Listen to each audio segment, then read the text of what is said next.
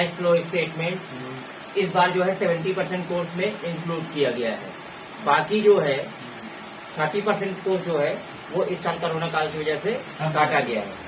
तो यहाँ पे हमारा आज का टॉपिक है कंपनी अकाउंट, कंपनी खाते फर्स्ट। अब कंपनी खाते फर्स्ट होता क्या है, इसके बारे में सबसे पहले हम सुन लेते हैं कि कंपनी होती क्या चीज है। सबसे पहले तो ये जान लें, कंपनी का एक्ट जो होता है वो 1956 होता है। कंपनी का एक्ट जो है क्या है, 1956 है। यानी इस एक्ट के तहत हमारी कंपनी जो है संचालित की जाती है। और इसमें जो संशोधन हुआ है वो 2013 में हुआ है।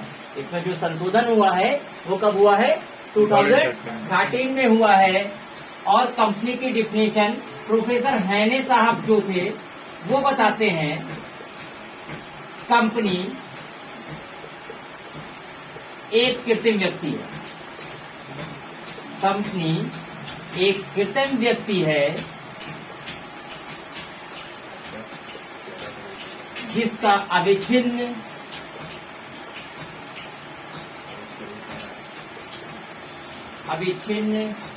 उत्तराधिकार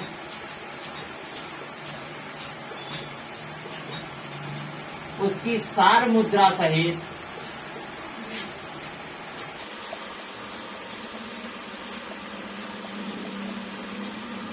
एक पृथक अस्तित्व होता है।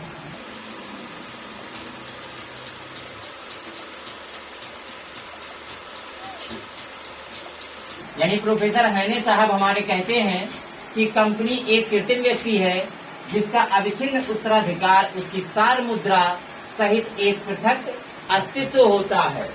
अब कंपनी एक कृत्रिम व्यक्ति है। कृत्रिम का मतलब होता है आर्टिफिशियल, यानी बनावटी किस्म की व्यक्ति। यानी कंपनी कैसी व्यक्ति है, एक बनावटी किस्म की व्यक्ति होती है। जैसे कि हम जब बाजार में अपना रिचार्ज कराने जाते हैं तो हम कभी ये नहीं कहते हैं कि हमें धीरू भाई अंबानी का रिचार्ज कार्ड दे दो।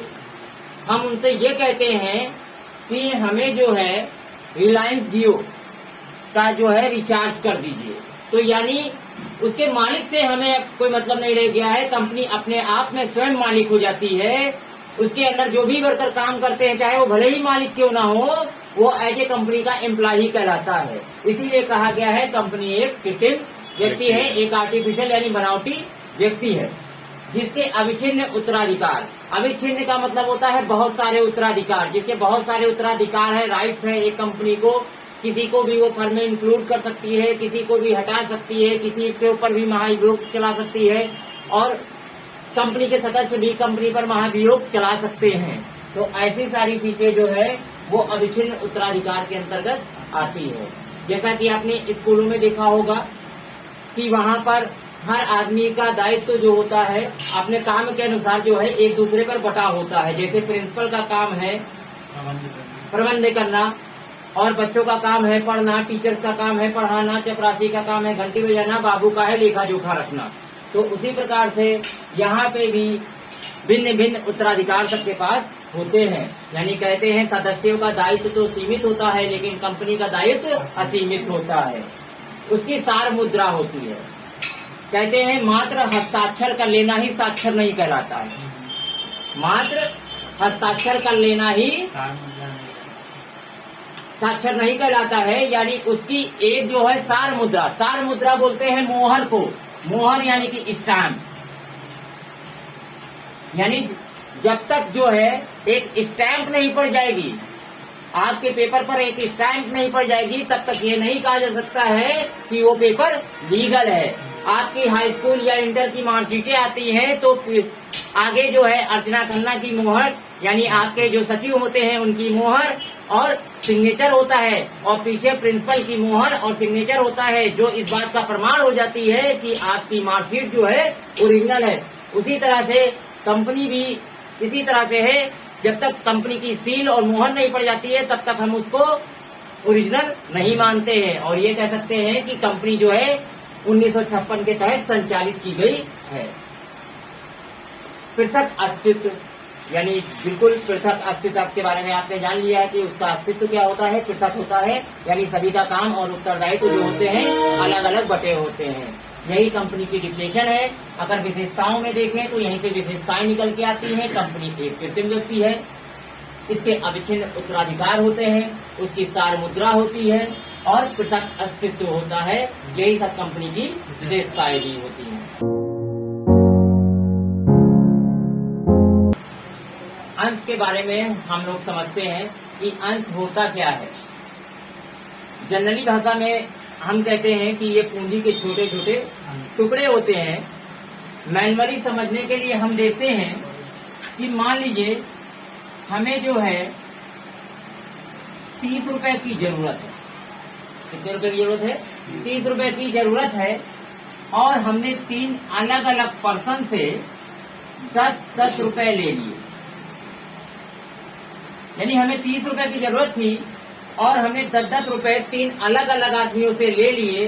ये जो पूंजी के छोटे छोटे टुकड़े किए गए, इन्हें ही हम अंश कहते हैं। क्या कहते हैं? इन्हें हम अंश कहते हैं। पूंजी के छोटे छोटे टुकड़े को अंश कहते हैं। छोटे छोटे टुकड़े को अंश कहते हैं। अंश यानी सबसे पहले ये ध्यान दीजिए कि हमें इनोवेशन करना है अपने एग्जाम में।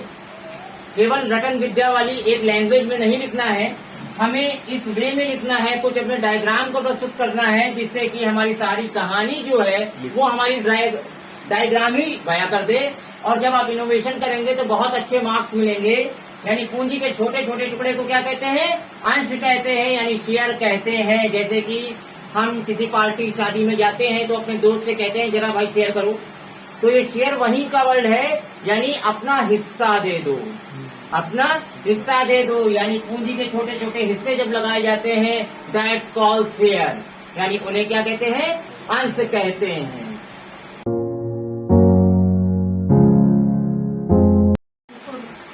अब हम देखते हैं टाइप्स ऑफ शेयर कैपिटल, अंश पूंजी के प्रकार। यानी हमारी शेयर कैपिटल कितने टाइप से होती है ये जानते हैं। यहाँ से बहुत सारे एमसीक्यूज आएंगे और क्वेश्चंस भी इन्हीं पर डिपेंड होते हैं। अब सबसे पहली कैपिटल है हमारी अथॉराइज कैपिटल, अधिकृत पूंजी। इसको हम कई नामों से जानते हैं, जैसे कि रजिस्टर्ड पूंजी यानी रजिस्टर्ड कैपिटल,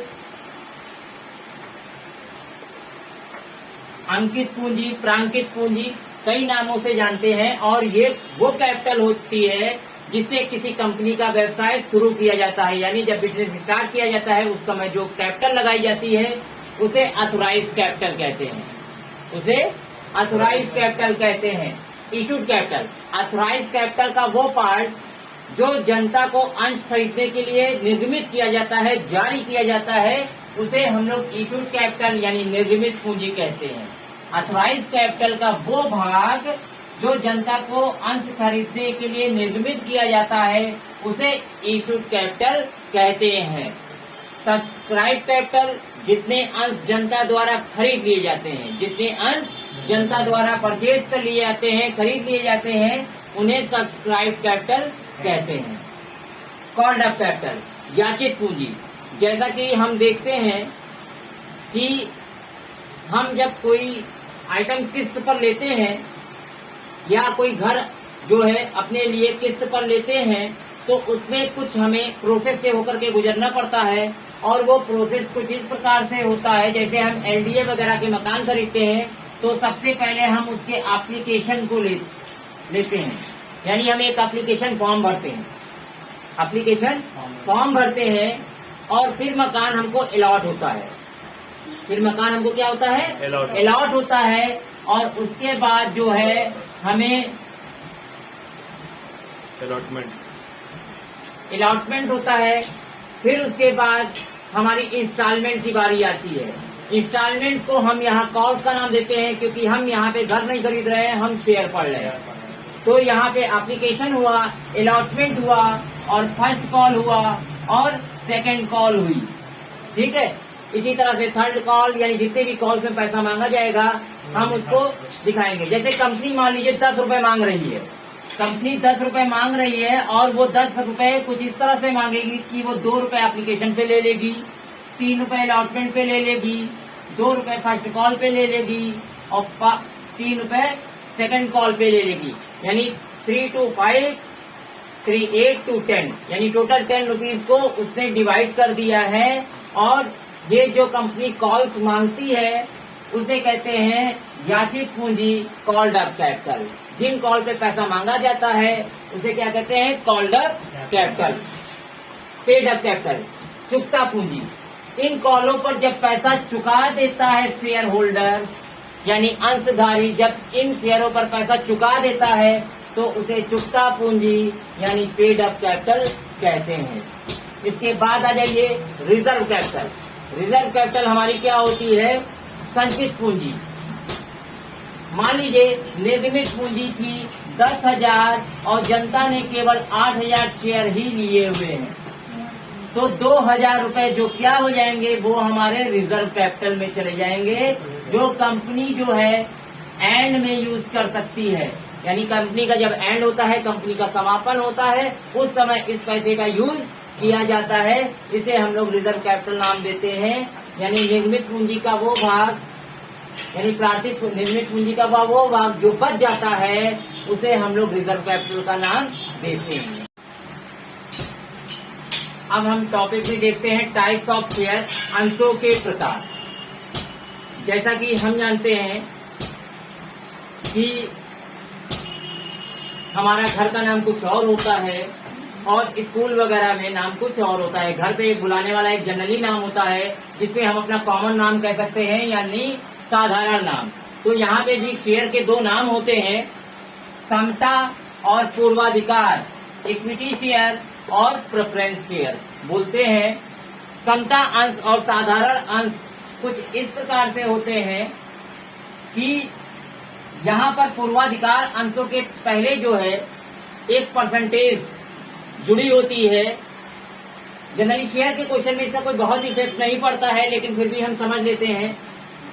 जैसा कि हम स्कूल के नाम में जानते हैं कि वहाँ पे आपकी कास्ट लगी होती है। घर के नाम में कोई उचित नहीं समझता, जैसे नाम है मोहन तो हमने मोहन बुला दिया, लेकिन अगर स्कूल का नाम है तो मोहन पांडे, तो वहाँ पांडे जो है आपको इंडिकेट करता है आपकी जाति।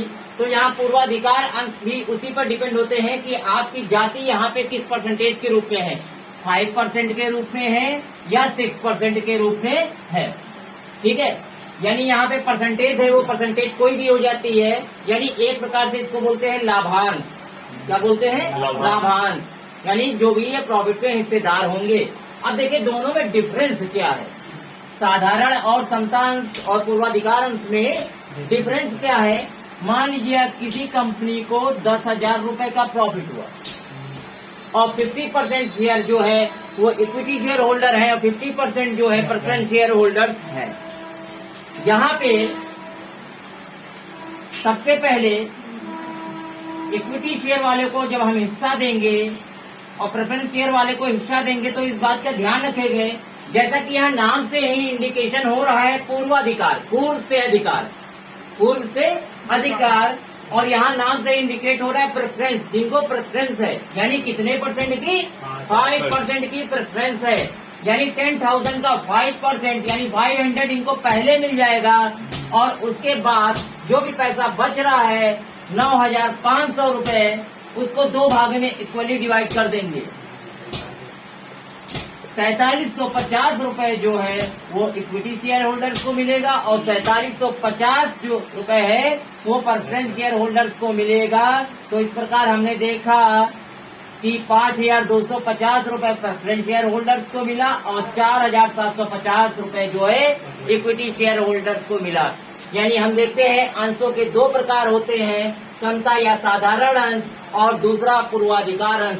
पूर्वाधिकार को पहले से ही कुछ राइट्स होते हैं लाभ में हिस्सा पाने के, उन्हें हम पूर्वाधिकार बोलते हैं।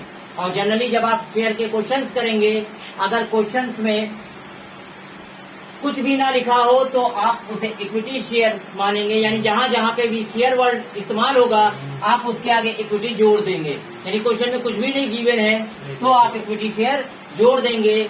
और स्पेशली अगर प्रेफरेंस शेयर कह रखा है तो आपको शेयर के आगे प्रेफरेंस शेयर वर्ड जोड़ना जरूरी हो जाता है।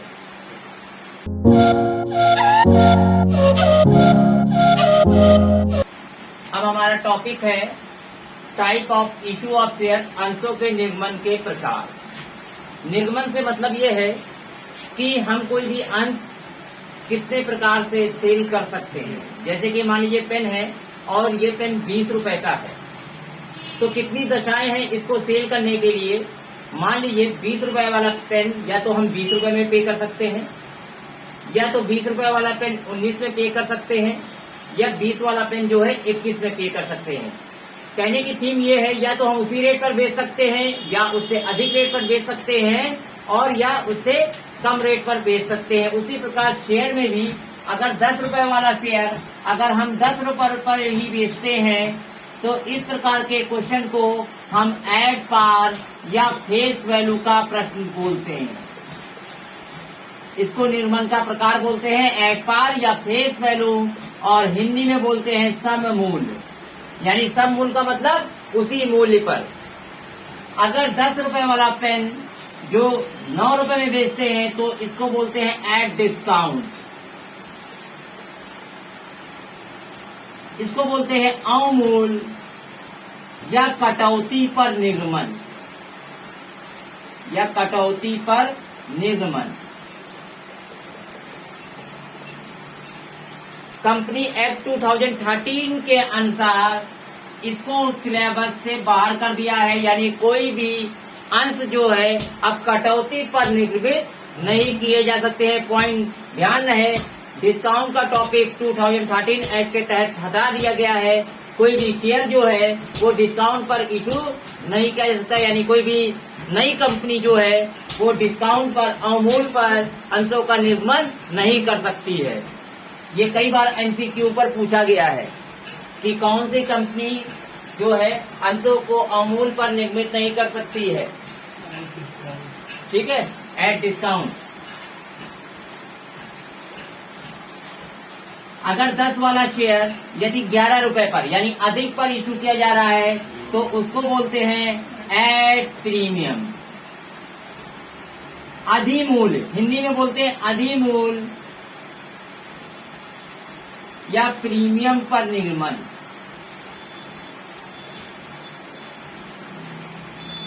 पर निर्गमन सिक्योरिटी प्रीमियम रिजर्व के नाम से ये हमारे क्वेश्चंस के रूप में आते हैं। एट प्रीमियम का मतलब है जब 10 वाला शेयर अधिक मूल्य पर बेचा जाता है, जारी किया जाता है, तो उसे हम लोग एट प्रीमियम, अधिमूल्य या प्रीमियम पर निर्गमन कहते हैं। देखिए, पूरे शेयर में यूपी बोर्ड के प्रश्नों की दृष्टि से ये टॉपिक बहुत इंपॉर्टेंट है, जिसमें हमें क्वेश्चंस मिलते हैं। और अभी तक के 10 से 11 साल के पेपर में इसी टॉपिकों से ही क्वेश्चन आए हुए हैं, इससे बाहर का क्वेश्चन नहीं आया है। और यही टॉपिक ही आपके यूपी बोर्ड में आपको अच्छे स्कोर दिला सकते हैं, और इन पर ही हमें जो है अच्छे से तैयारी करनी है। सबसे पहले हम एट पार का क्वेश्चन देखेंगे। एट पार के क्वेश्चन में आप जानते हैं कि एट पार किसे कहते हैं, सममूल्य किसे कहते हैं। सममूल्य जैसा कि हम बता चुके हैं कि 10 रुपए वाला शेयर अगर 10 रुपए पर इशू होता है तो उसे सममूल्य कहते हैं। इस टॉपिक के क्वेश्चन हमें मिलेंगे। एट प्रीमियम, प्रीमियम क्या होता है? 10 वाला शेयर जब 11 रुपए में इशू होता है यानी उससे अधिक में इशू होता है तो इस टॉपिक का हमें क्वेश्चन मिलेगा, जिसकी जानकारी हम ले चुके हैं। प्रार्थना पत्रों का आधिक्य, ये क्या है? Over subscription. मान लीजिए 10,000 के शेयर थे और एप्लीकेशन आ गई 15,000 शेयरों के लिए। एप्लीकेशन आ गई 15,000 शेयरों के लिए, यानी 5,000 से ओवर हो गया है। इसे कहते हैं प्रार्थना पत्रों का आधिक्य। ठीक है। मिनिमम सब्सक्रिप्शन, मिनिमम सब्सक्रिप्शन, न्यूनतम अभिदान। न्यूनतम अभिदान क्या चीज है? जब 10,000 वाले शेयर जारी किए गए, परंतु एप्लीकेशन आया 8,000 शेयरों के लिए। 10,000 के शेयर जारी किए गए और एप्लीकेशन आया 8,000 शेयरों के लिए, तो इसे हम न्यूनतम अभिदान का टॉपिक कहते हैं। Pro rata allotment. Pro rata allotment क्या चीज है? अनुपातिक आवंटन। ये भी ओवर सब्सक्रिप्शन का ही एक पार्ट है। यानी 10,000 के शेयर थे और 15,000 शेयर अलॉट किए गए। 15,000 शेयर अलॉट किए गए, तो यहाँ पर जो है अनुपातिक आवंटन कुछ इस प्रकार से होगा, जैसे मान लीजिए 5,000 शेयर जारी किए गए थे और एप्लीकेशन आ गए 6500 शेयर के लिए। ठीक है, फिर से क्लियर कर लेते हैं एक बार फिर से। 5,000 शेयर लिए थे और एप्लीकेशन आ गए 6500 शेयरों के लिए। तो देखिए, जिन्होंने 4,000 शेयर लिए थे उनको सारे शेयर जारी किए गए, उनको सारे शेयर जारी कर दिए गए। जिन्होंने 2500 शेयर लिए थे, ठीक है, उनको 1,000 शेयर जारी किए गए। ठीक, 1,000 शेयर जारी किए गए। और जिन्होंने 500 शेयर लिए थे उनके पूरे शेयर को रिजेक्ट कर दिया गया। तो यहाँ पे हमने देखा कि जो है टोटल 5,000 शेयर जो है वो हमें निर्गमित करने थे, वो निर्गमित कर दिया गया। तो यहाँ पर क्या है? अनुपातिक आवंटन, यानी किसी के अनुपात में, जैसे जिन्होंने सबसे ज्यादा शेयर लिए हैं उनको पूरे शेयर दे दीजिए, जिन्होंने कुछ कम लिए हैं तो उनको उनके अनुपात के अकॉर्डिंग, जैसे 2,500 शेयर खरीदे थे तो उनको 2,000 शेयर दे दीजिए, 3,000 शेयर खरीदे थे तो उनको 2,500 दे दीजिए, जिसने सबसे कम शेयर खरीदे थे उनको रिजेक्ट कर दीजिए। ये आपके बुक्स के क्वेश्चन के अकॉर्डिंग डिपेंड करता है, यानी क्वेश्चन के अकॉर्डिंग डिपेंड करेगा कि वहाँ पे अनुपात या रेशियो क्या दिया हुआ है, जैसा कि हम अभी क्वेश्चंस लगाते समय इसको देखेंगे। फिर आइए अवशिष्ट याचना या बकाया याचनाएं। अवशिष्ट याचनाएं, जैसा कि हमें मालूम है कि हमारी कॉल जो होती है वो एप्लीकेशन, अलॉटमेंट, फर्स्ट कॉल और सेकंड कॉल होती है। अंशधारी जब किसी कॉल का पैसा नहीं दे पाता है, अंशधारी जब किसी कॉल का पैसा नहीं दे पाता है तो उसे हम लोग कॉल्स इन एरियर्स कहते हैं। जैसे मान लीजिए वो फर्स्ट कॉल और सेकंड कॉल का पैसा नहीं दे पाया तो हम इसे कॉल्स इन एरियर्स बोलते हैं। कॉल्स इन एडवांस क्या चीज होती है?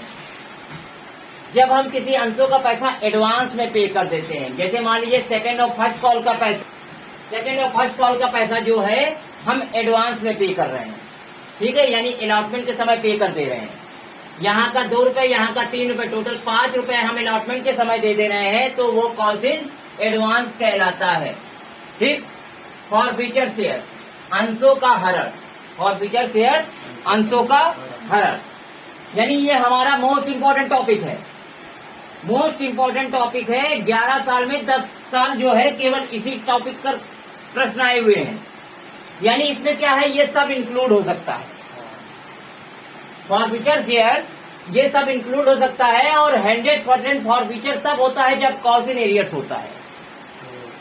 ठीक है, यानी फॉरफीचर जैसा कि हम जानते हैं रावण सीता जी को हिंदी वर्ड है हरण, और हरण वर्ड हमने सुना है जब रामचंद्र की पत्नी जो थी सीता थी, उनका हरण जो है रावण ने कर लिया था, यानी जबरदस्ती जो है उनको हर लिया था।